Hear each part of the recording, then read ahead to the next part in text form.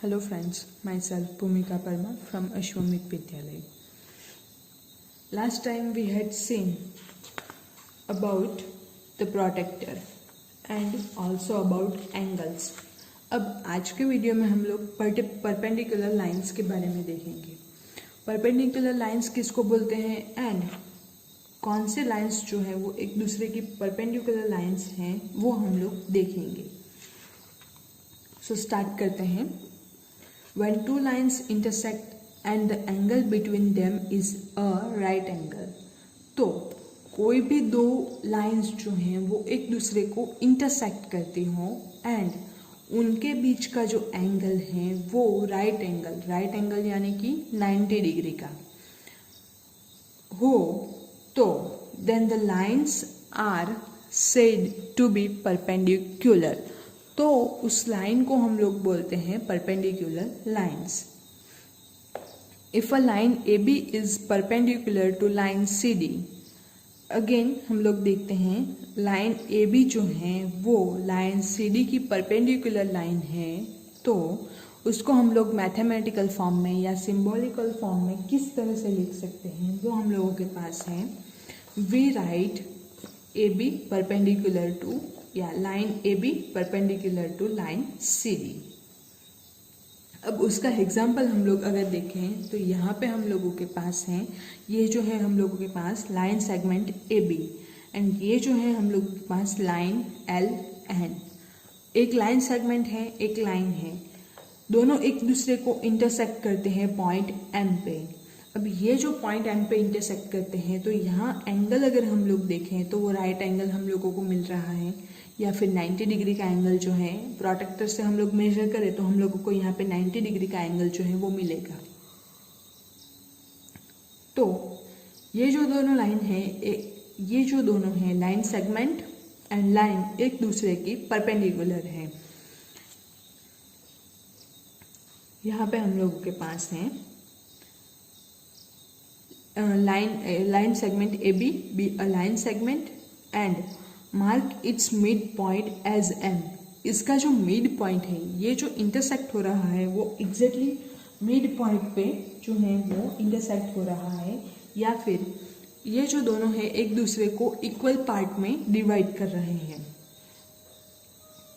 Late M N, line जो M N है यहाँ से यहाँ तक की, be a line perpendicular to line segment A B through M.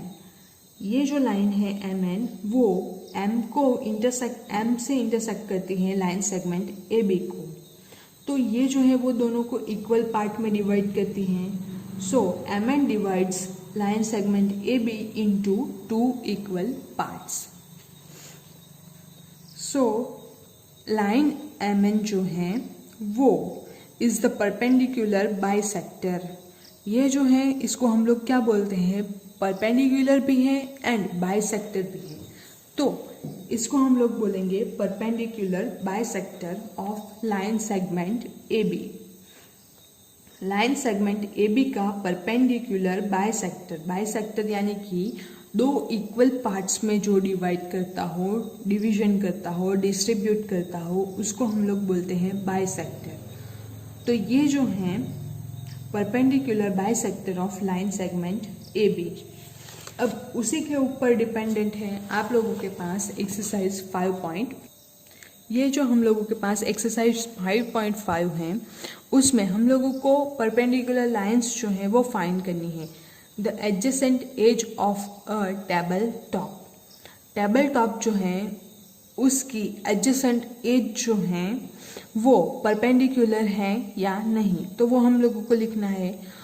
Next जो है the lines of a railway track, तो ये जो है लाइन जो है रेलवे ट्रैक जो है उसकी दो लाइन्स हम लोगों को मिलेगी। यहाँ पे अगर हम लोग पिक्चराइज करें तो ये जो है दोनों रेलवे ट्रैक्स हैं, राइट। यहाँ से रेलवे ट्रैक्स यानी कि जो पटरी है जिसके ऊपर ट्रेन जो है वो चलती हैं, तो ये जो दोनों हैं रेलवे ट्रैक हैं। तो ये रेलवे ट्रैक एक दूसरे के परपेंडिकुलर है नहीं, ये दूसरे को कभी भी इंटरसेक्ट नहीं करती, यानी कि ये जो है वो परपेंडिकुलर नहीं है। Again same C and D. Next है क्वेश्चन 2, क्वेश्चन 3, क्वेश्चन 4। तो ये जो सारे के सारे क्वेश्चन हैं वो आप लोग खुद से कर सकते हैं, ये परपेंडिकुलर लाइंस के ऊपर ही डिपेंडेंट है। नेक्स्ट जो है क्लासिफिकेशन ऑफ ट्राइंगल्स। तो ट्राइंगल्स हम लोगों के पास है, उसका हम लोग क्लासिफिकेशन किस तरह से करेंगे तो वो हम लोग आज देखने वाले हैं। अब उससे पहले आप लोगों के पास एक एक्टिविटी है। आप लोगों के पास जो ज्योमेट्री बॉक्स है, उस ज्योमेट्री बॉक्स में कुछ स्टेप्स हैं आप लोगों के पास इस तरह से। ये जो है ये दोनों आप लोगों के पास जो है वो शेप्स यहाँ पे भी अगेन आप लोगों को जो है वो मिल रहे हैं। ये आप लोगों की ज्योमेट्री बॉक्स में है। यहाँ आप लोग देखें तो ये जो है एक ट्राइंगुलर शेप है, ये भी अगेन एक ट्राइंगुलर शेप है। अब ये जो ट्राइंगुलर शेप्स हैं तो उसके एंगल्स के अकॉर्डिंग हम लोग उसका डिस्ट्रीब्यूशन करेंगे। तो वो हम लोग किस तरह से करेंगे तो वो देखते हैं। फर्स्ट जो है naming triangles based on side.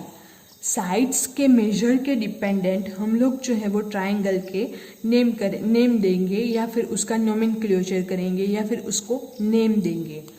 तो अ triangle having all three unequal sides is called a scalene triangle।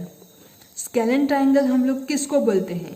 तो जो ट्राइंगल है उसकी तीनों की तीनों साइड जो हैं उसके किसी भी दो साइड्स का मेजर सेम नहीं है, या तीनों की तीनों साइड जो है वो अनइक्वल साइड्स हों, एक लंबी हो, दूसरी उससे लंबी हो, तीसरी तीनों से छोटी हो। इस तरह से कोई भी वेरिएशन हम लोगों के पास हो, कोई भी सिमिलैरिटी हम लोगों के पास लाइन की जो लेंथ है उसमें ना हो, तो उसको हम लोग बोलते हैं स्केलेन ट्राइंगल। अब ये जो ट्राइंगल अगर हम लोग लें तो इस ट्राइंगल में आप लोग देख सकते हैं तो दो साइड्स जो हैं, ये वाली साइड एंड ये वाली साइड जो है तो अप्रोक्सीमेट हम लोगों को इक्वल लेंथ के मिल रही हैं, यानी इसको हम लोग स्केलेन ट्राइंगल नहीं बोल सकते। A triangle having two equal sides is called isosceles triangle. तो दो इक्वल साइड वाला जो ट्राइंगल हो, अब इसका हम एग्जांपल ले सकते हैं, ये वाली साइड एंड ये वाली साइड, तो इन दोनों की लेंथ जो है अप्रोक्सीमेट सेम हो रही है, तो यानी कि इसका लेंथ का मेजर एंड ये जो है इसका लेंथ मेजर सेम है। तो इस टाइप के ट्राइंगल को हम लोग बोलते हैं आइसोस्केलस ट्राइंगल। यानी कि जो ट्राइंगल में दो साइड्स के लेंथ जो है वो सेम हो उसको हम लोग बोलेंगे isosceles triangle. A triangle having three equal sides is called an equilateral triangle. अब इक्विलेटरल ट्राइंगल हम लोग किसको बोलेंगे? ये जो एंगल है आप लोग देख सकते हैं, इसकी लेंथ 8 सेंटीमीटर, ये जो है वो भी 8 सेंटीमीटर लेंथ का है, ये साइड्स जो हैं, एंड ये वाली जो साइड है तो वो भी अगेन 8 सेंटीमीटर की है। तो इस ट्राइंगल में अगर हम लोग देखें तो ये जो ट्राइंगल है उसमें तीनों की तीनों जो साइड्स हैं उसके मेजर सेम है, उसकी जो लेंथ है वो सेम है। तो इसलिए ये जो ट्राइंगल है इसको हम लोग बोलेंगे इक्विलेटरल ट्राइंगल। इक्विलेटरल यानी कि जिसकी साइड्स जो हैं तीनों की तीनों साइड उसके लेंथ या उसका मेजर सेम हो। तो ये जो था वो साइड्स के अकॉर्डिंग ट्राइंगल जो है उसका नेम था। अब हम लोगों के पास है naming of triangles based on angles. तो एंगल्स के ऊपर डिपेंडेंट हम लोग जो है ट्राइंगल, तो उसका हम लोग किस तरह से नोमेनक्लेचर करते हैं या किस तरह से नेमिंग करते हैं तो वो देखते हैं। If any one angle is again यहाँ पे एक लाइन जो है वो हम लोग देख लेते हैं। In each angle is less than 90 degree then the triangle is called an acute angled triangle. जैसे हम लोग एंगल लेते हैं तो 90 डिग्री से कम वाला एंगल हो तो उसको हम लोग बोलते हैं एक्यूट एंगल।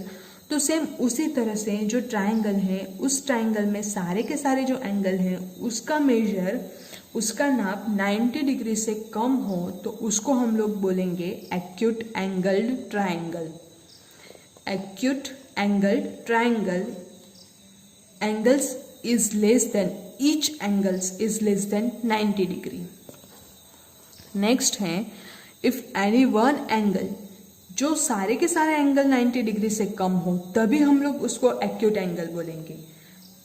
अगर हम लोगों के पास if any one angle is a right angle then the triangle is called a right angle triangle. अगर हम लोगों के पास कोई भी एक एंगल जो है वो राइट एंगल मिलता है तो one angle is a right angle. Triangle में 3 एंगल्स होते हैं तो 3 एंगल्स में से कोई भी एक एंगल अगर हम लोगों के पास जो है राइट एंगल मिलता हो तो उस टाइप के ट्राइंगल को हम लोग बोलेंगे right angled triangle. If any one angle is greater than 90 degree then the triangle is called an obtuse angled triangle. तो जो ट्राइंगल है उसमें से कोई भी एक एंगल जो है वो 90 डिग्री से ज़्यादा हो तो उस टाइप के ट्राइंगल को हम लोग बोलेंगे ऑप्टस एंगल्ड ट्राइंगल। यहाँ पे हम लोगों के पास एग्जांपल्स जो है वो ड्रॉ करके दिए गए हैं।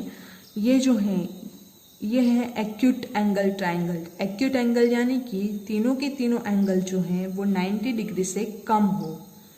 नेक्स्ट है राइट एंगल्ड ट्राइंगल। तो उसमें भी अगेन हम लोगों के पास एक एंगल जो है any one angle of the triangle is right angle. तो ये जो है इसको हम लोग बोलेंगे राइट एंगल ट्राइंगल। नेक्स्ट जो है वो है ऑप्टस्ट एंगल्ड ट्राइंगल, यानी कि एक एंगल जो है वो 90 डिग्री से ज़्यादा हो तो उसको हम लोग बोलेंगे ऑप्टस एंगल्ड ट्राइंगल। अब सेम अगेन ये जो एक्सरसाइज है आप लोगों के पास 5.6 तो वो भी यहाँ पे हम लोगों के पास जो हम लोगों ने टाइप्स देखे उसी के ऊपर डिपेंडेंट है। तो ये एक्सरसाइज भी आप लोगों को होमवर्क में करनी है। So exercise 5.5 and 5.6 is your homework. Next हम लोग जो है क्वाड्रिलेटरल्स तो उसके बारे में देखेंगे। Thank you.